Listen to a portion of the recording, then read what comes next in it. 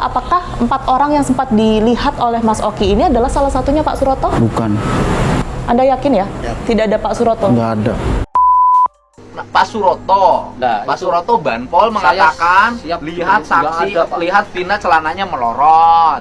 Itu fitnah itu Oh. fitnah orang yang sudah meninggal, Mas. Orang udah sengsara malah difitnah. Itu murni kecelakaan. Coba kalau di CCTV di situ tuh ada CCTV loh, Pak. Buka aja. Yang saya tolong itu adalah yang laki, karena saya nggak tahu itu namanya siapa, saya itu dulu belum tahu. Posisi laki itu berdekatan dengan pembatas jalan, karena nggak jauh dari korban laki itu ada korban perempuan dan merintih, aduh tolong, aduh dan tolong masih. Dan saya fokus ke perempuan. Saya tanya, Dek, kenapa? Gak ada jawabannya yang aduh dan tolong, aduh dan tolong. Waktu itu si korban perempuan itu pakai rok, ya, rok itu sebatas lutut, ya. Kalau nggak salah waktu itu warnanya hitam. Celananya si korban itu tidak sesuai kayak kita pakai semestinya, ya. Dan waktu itu saya datang ke situ tuh jaket tuh emang udah ada di sampingnya dia, udah tertutup ke korban. Karena korban itu merintih, kakinya bergerak terus dan tangannya merintih bergerak terus. Jaket itu saya betulin lagi, saya tutupin kembali. Kalau setahu Oki sih bukan Pak Suroto yang angkat Vina. Enggak. Ya kalau menurut Oki sih itu tuh kesaksian Pak Suroto tuh salah, Mbak. Salah? Salah. Di mana salahnya? Dari pertama kata Pak Suroto kan waktu Oki ngeliat di TV itu ya hujan deras, ya terus dia keliling patroli, ngomongnya kan patroli desa. Oke, terus apa yang dilihat dari motor itu? Berarti Bapak ngelihat kalau motor dari belakang dong? Jatuh, Pak. Ya bukan, ngelihatnya kan dari belakang kalau dia Iya, set lurus. dari belakang. Jatuh Jatuh. malam itu. Iya. Yang jatuh itu sendiri apa boncengan? Boncengan sama perempuan, Pak. Boncengan sama perempuan. Jadi Bapak itu gini, kan Bapak jalan nih. Jadi ada motor kelihatan di sebelah kiri Bapak, seng. Iya. Jadi Bapak itu terkejut karena dengar suara nabrak. Iya, karena saya sambil megang nasi mau makan, Pak, itu. Oh. Dikasih nasi orang di jalan. Lagi dulu berarti nyebrang, Bapak posisinya begini. Iya. Bapak posisinya begini, lihat motor di sebelah sana, kenceng langsung nabrak. Polisi bisa nggak sekarang menunjukkan pada kami? Kan penyebab kematian apa? Penyebab kematian biar kalian tahu. Nah, Penyebab kematian saya baca putusan pengadilan adalah salah satu terhadap Eki itu pukulan benda tumpul di rahang. Yang memukul di rahang itu adalah Dani. Dani itu kata polisi adalah fiktif. Berarti perkara ini perkara fiktif. Satu persatu, keterangan saksi terendus berbohong atas kesaksiannya terkait kronologi kematian Vina dan Eki. Saksi Suroto, yang awal melihat korban Vina dan Eki, belakangan ini dibantah oleh seorang tambal ban bernama Oki. Oki mengatakan bahwa dia melihat langsung awal kejadian setelah Vina Eki tergeletak di flyover. Namun, kata Oki tidaklah seorang Suroto yang ada di TKP dan menolong korban.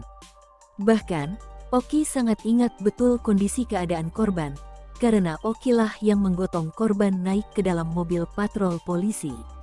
Kesaksian Suroto akhirnya terbantahkan. Apakah 4 orang yang sempat dilihat oleh Mas Oki ini adalah salah satunya Pak Suroto? Bukan. Anda yakin ya? Tidak ada Pak Suroto? Nggak ada.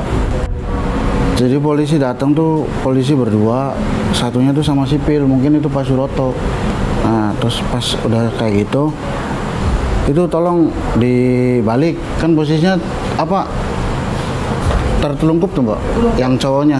Oke, sebentar ya Mas Oki, saya izin menunjukkan foto yang sempat beredar.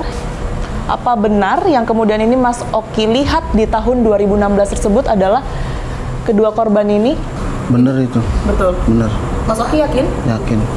Dari motornya, dari motor si Ekinya tuh. Awalnya kan siangnya nambal ban ke saya. Oh, siangnya sempat nambal ban Iya. ke Mas Oki. Iya. Di jam berapa itu, Mas? duhur. Iya. Apa yang dilakukan Oki waktu itu selain nambal ban? Mungkin ingat percakapannya atau dia ngapain bersama siapa? Sama ceweknya. Sama Vina. Sudah selesai sekitar setengah jaman lah. Nah, terus sudah selesai bayar. Terus dia arah ke kota, udah selesai nambal tuh. Ke satu dari motor. Selain motor? Kedua dari helm. Helm, kenapa helmnya? Helm siang juga pakai helm itu. Nah pas itu kan polisi minta bantuan untuk ngangkat tuh. Ayo diangkat. Itu helmnya dibuka dulu kata polisinya kan. Nah sempat saya mau ngebuka itu. Jadi ngebuka ininya tuh kancingannya doang. Pas sudah dibuka itu ada rembesan darah, saya nggak jadi. Karena informasi yang beredar kan memang ditemukan oleh Pak Suroto, kemudian yang sempat sedikit dibuka sebentar oleh Pak Suroto, kemudian ini ditutup lagi gitu Mas. Ini kesaksian yang benar yang mana? Ya kalau setahu saya sih nggak ada yang dibuka terus dipakein lagi, nggak ada. Dibawa ke rumah sakit dalam posisi helm terbuka? Helm terbuka. Kalau korban Vina, seingat Mas Oki, seperti pada saat itu di apa ini? Kalau Vina itu ada rembesan darah dari kuping. Soalnya kan ketutup rambut sih Mbak. Rambutnya panjang. Tapi posisinya telentang? Iya. Dan nggak berubah itu? Nggak. Oke. Dari kaki kanan kalau nggak salah, sama tangan patah. Kondisi pada saat itu Mas Oki, inget nggak? Memang hujan deras kah? Atau gerimis atau bahkan tidak pernah hujan sama sekali hari itu? Kalau hujan deras itu sore Mbak. Sore sampai maghrib. Kalau pas kejadian itu nggak hujan. Cuman gerimis kecil tuh. Siapa yang mungkin membantu menaikkan atau yang turut di dalam mobil polisi tersebut? Yang naikin, ngebantu ngegotong itu dari warga sama polisi. Pada saat itu posisi Mas Oki di bagian mana tubuhnya Vina? Jadi ngegotong pinggang waktu itu. Pinggang. Iya. Dan di bagian kepala dan kaki ada orang lagi? Ada orang lagi. Ingat tidak pada saat itu Pak Suroto turut mengangkat tubuh korban atau enggak? Kalau setahu Oki sih bukan Pak Suroto yang angkat Vina, enggak. Ya kalau menurut Oki sih itu tuh kesaksian Pak Suroto tuh salah Mbak. Salah? Salah. Di mana salahnya? Dari pertama kata Pak Suroto kan waktu Oki ngeliat di TV itu ya hujan deras, ya terus dia keliling patroli ngomongnya kan patroli desa. Dari semrawut kronologi kejadian ini membuat banyak pihak menjadi geram. Dan tak sedikit yang meragukan kinerja dari kepolisian pada waktu itu, karena banyak sekali kejanggalan yang muncul. Pengacara terpidana, pengacara saksi dan pengacara korban pun juga ikut kecewa, dan menyayangkan atas ketidakjelasan ini. Kesimpulannya, mengerucut kepada Rudiana, sebagai sumber dari munculnya 11 tersangka ini. Polisi bisa nggak sekarang menunjukkan pada kami? Kan penyebab kematian apa? Penyebab kematian biar kalian tahu. Penyebab kematian saya baca putusan pengadilan adalah salah satu terhadap Eki itu pukulan benda tumpul di rahang. Yang memukul di rahang itu adalah Dani. Dani itu kata polisi adalah fiktif. Berarti perkara ini perkara fiktif. Tetapi yang lain dihukum benaran. Kasihan, saya kasihan terhadap perkara ini. Makanya saya mengharapkan kepada penasihat hukumnya yang sudah menjadi terpidana itu lakukan PK. Dan saya akan berjuang jangan sampai Peggy Setiawan ini menjadi korban lagi. Sesuai dengan kemampuan saya. Saya akan berjuang. Makanya saya datang ke Kejaksaan Agung ini salah satu bentuk perjuangan saya. Dan insya Allah juga saya akan menghadap ke Menko Polhukam. Ini udah atensi presiden loh. Udah atensi presiden ini, nggak tanggung-tanggung loh. Kepala negara. Satu adalah kita membuat LP terhadap Pak Pasren dengan Kavi. Kemudian kita membuat LP terhadap Dede dan Aep. Dan terakhir kepada Bapak Rudiana. Ketiga LP ini adalah dasar peristiwa itu terjadi. Satu terhadap Pak Pasren dan Kavi adalah alibi. Bahwa para klien kami mengaku mereka ada tidur di rumahnya Pak Pasren bersama dengan anaknya Kavi. Di sebelahnya, di rumah kontrakannya. Lalu dibantah oleh mereka dan Kavi. Ya kita uji.